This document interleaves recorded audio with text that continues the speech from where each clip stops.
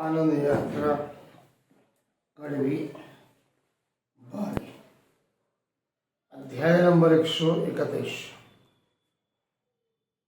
विषय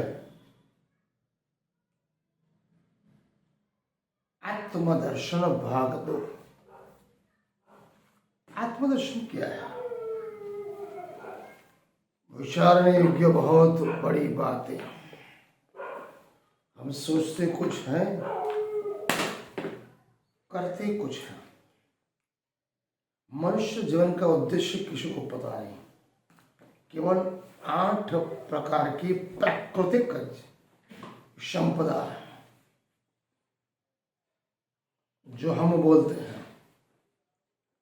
तो एक बात तो सुनिश्चित है कि मनुष्य को अपने हृदय के उस पार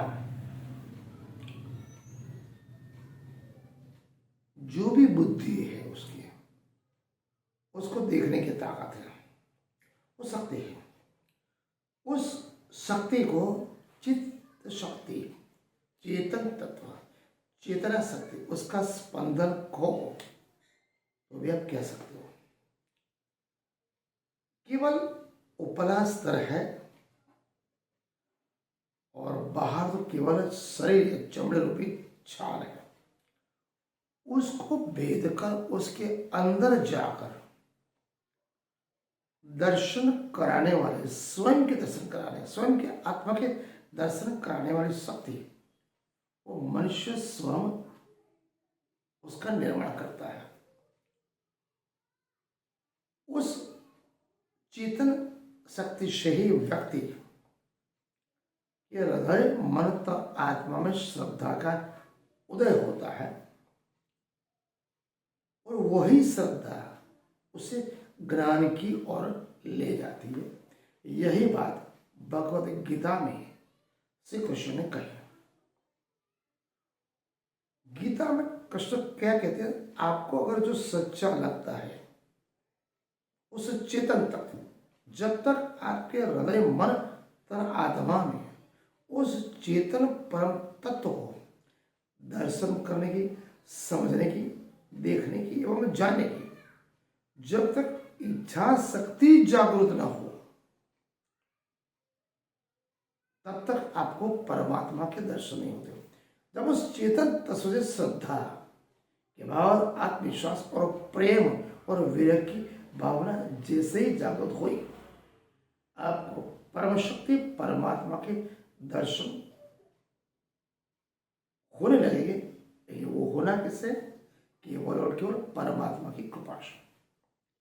तो उस कृपा परमात्मा की मानव पे कब उतरती है, कैसे उतरती है, किस दिशा में कैसे उतरती, उस बात की पुष्टि गीता और उपनिषद कहती है। लेकिन आज का मानवी 8 प्रकार की प्राकृतिक सनातन पद्धतियां जो उसके हृदय मन तथा आत्मा को घेर चुकी है, इसे हम कालमाया का ब्रह्मांड कहते हैं, माया कहते हैं, जिसमें सब स्पर्श, रूप, रंग, रस, मन, बुद्धि एवं अहंकार, ये 8 प्रकार की प्राकृतिक सनातन स्वरूप किसी भी मनुष्य के हृदय मन तथा आत्मा में बैठी हुई है, जो उसे परमात्मा की भव्यता एवं उनकी अमूल्यता, अविनाशी, अविचले, अनंत है, उस परमात्मा के दर्शन करने में वो बाधरूप होती है। किसी भी मनुष्य में परमात्मा के दर्शन पाने की, परमात्मा को देखने की, परमात्मा की अनुभूति करने की, उसके नीति नियम और सिद्धांत ऊपर चलने की प्रथम जो भूमिका है, उसमें इंसान को अगर रोकने वाली शक्ति है तो केवल और केवल मन, बुद्धि, अहंकार और मनुष्य का स्वयं शरीर, ये उसमें बाधा रूप बनती है। तो किसी भी प्रकार की परमात्मा के पास जाने के लिए आपका हृदय मंथन आत्मा में बैठा वो चेतन तत्व किसी भी प्रकार की भूमिका नहीं बनाता। तो ये भूमिका बनाने वाला कौन है? श्रीमद् भगवद गीता भी है, कुरान भी है, बाइबल भी है, गुरु ग्रंथ साहब, चारों वही वो ध्वनि है। उस चेतन तत्व के पथ पर ले जाने वाला जो रास्ता है, सुगम, सरल और सबसे सस्ता, गीता, कुरान, बाइबल और गुरु साहब।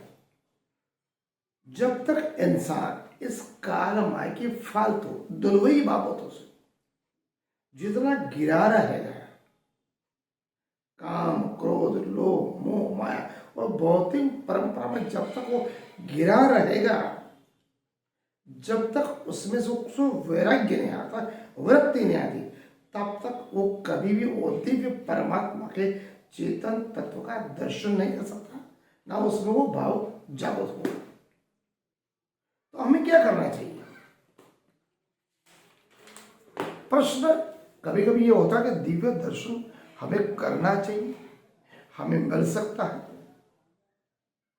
हाँ, आपको करना चाहिए। किसी के दबाववश, किसी के आग्रह से, किसी के जोर जुल्म करने से या किसी की कृपा से, मानवीय कृपा से कभी भी परम तत्व का दर्शन आपको नहीं हुआ। जब तक आपके हृदय, मन तन आत्मा में, अंतःकरण में वो भावना जागृत नहीं होगी, तब तक आप उस परम तत्व, चेतन तत्व को पाने के लिए, अनुभूति करने के लिए आपके हृदय, मन तन आत्मा में किसी भी प्रकार की भावना, जिन्हें हम प्रेम, स्नेह, दया और करुणा और विरह की भावना, जब तक जागृत नहीं होगी, आप उस परम तत्व का दर्शन नहीं कर सकते। वो जंघना आपके हृदय में प्रेम, स्नेह और दया पैदा करने वाली जो शक्ति है, वो केवल और केवल ईश्वर है। इसलिए कहते हैं परब्रह्म परमात्मा ने ये दुनिया बनाई, उसके लिए मनुष्य, प्राणी मात्र सभी एकमात्र समान है। मानवता, प्रेम, स्नेह, दया, करुणा, सभी के साथ एकत्व, समानता, भाईचारा, विश्व बंधुत्व। परमात्मा के लिए कोई भी अपना नहीं, कोई भी पराया नहीं। तो जब तक हम परमात्मा के नीति नियम, सिद्धांत, प्रकृति और संस्कृति के अनुरूप नहीं चलेंगे, तब तक हमारे हृदय, मन तन आत्मा में वो परमात्मा, वो ईश्वर किसी भी प्रकार की जंखना, इच्छा या महसा प्रगटाने वाला नहीं है, क्योंकि हमको उन्हें पाना है। जब उसको पाना है तो हमें उस परम तत्व के नीति नियम, सिद्धांत और उसके नियमों के अनुरूप अपने आप को डालना पड़ेगा, अपने आप को चलना पड़ेगा। आगे इसी कहते उपनिषद और गीता, कुरान और बाइबल भी ये कहती है, गुरु ग्रंथ साहब भी कहते हैं, जब तक परम तत्व परमात्मा नहीं चाहता कि मुझे इस इंसान को अपना दर्शन कराना है, अपनी अनुभूति करानी है, तब तक आज का मानवी कुछ भी नहीं कर सकता। जिस दिन उस परम पिता परमात्मा, परम में इच्छा कर ली इस मनुष्य के मुझे दर्शन कराना है, अनुभूति करानी है, तो स्वयं उसके पास वो अपना संपूर्ण स्वरूप खुले तौर पर जाहिर कर देता है। इसलिए अपने आप को परब्रह्म परमात्मा विश्वनियंता है, सृजनहार भी है, पालनहार भी है और नाश भी करने वाला वही है। जब उसके सब कुछ समान है, जब तक आपके हृदय, मन तन आत्मा में उस परमात्मा की प्रति प्रेम, दया, करुणा नहीं आती, तब तक आपको वो स्वीकारने वाला नहीं है। आत्मदर्शन भाग 2 मैंने आपको संक्षिप्त में बताया। कल हम तीसरा भाग आगे चर्चा करेंगे।